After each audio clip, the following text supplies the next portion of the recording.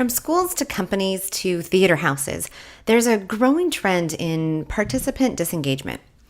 Disengagement leads to a lack of content retention and really decreasing student success, while for companies, rapidly dissolving profits, and for entertainment groups as well. One possible solution for this disengagement problem is immersive experiences. Of course, defining any experience is inherently complex and really dynamic because it's such a subjective phenomenon. However, the most distilled definition I can offer of an immersive experience is one that creates immersion by allowing the participant to interact with and manipulate a constructed environment. This could be as simple as an immersive live event where the participants or audience members are able to interact with the cast and kind of choose their own adventure for the narrative. This breaks down that fourth wall and allows the audience to really manipulate their environment in a way that would be unavailable to them in a traditional theater model. Immersive experiences can also be more complicated, like a VR world. In this virtual reality, the rules of society as we know them can be modified, with different choices available to participants that would result in new and novel outcomes. No matter what definition you use, immersive experience is really at the core about the ability to create deep interaction and connection between participants and an entirely new world.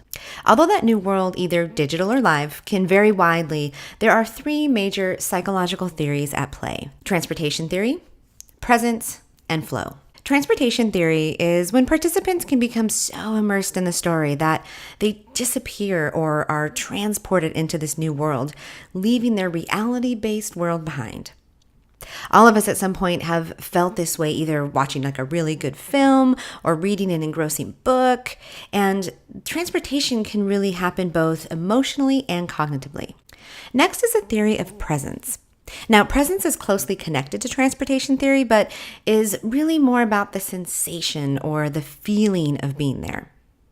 Currently, researchers divide presence into three subgroups: spatial presence, social presence, and co-presence.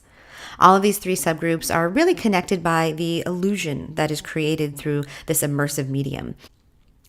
In terms of flow, researchers have constructed a theory that flow is achieved when the participant is both immersed and highly engaged. Much of the research on flow is based upon artists that described a scenario in which they were so connected to their art that producing it got them into a mental state of bliss, where both their work and play were being active together. When these theories are examined and applied, immense opportunity can be created for increasing participant engagement that results in higher content retention and increased profitability. Immersive experiences are so incredibly powerful because they are able to combine cognitive, sensory, and emotional processes to create a highly dynamic exploration of content.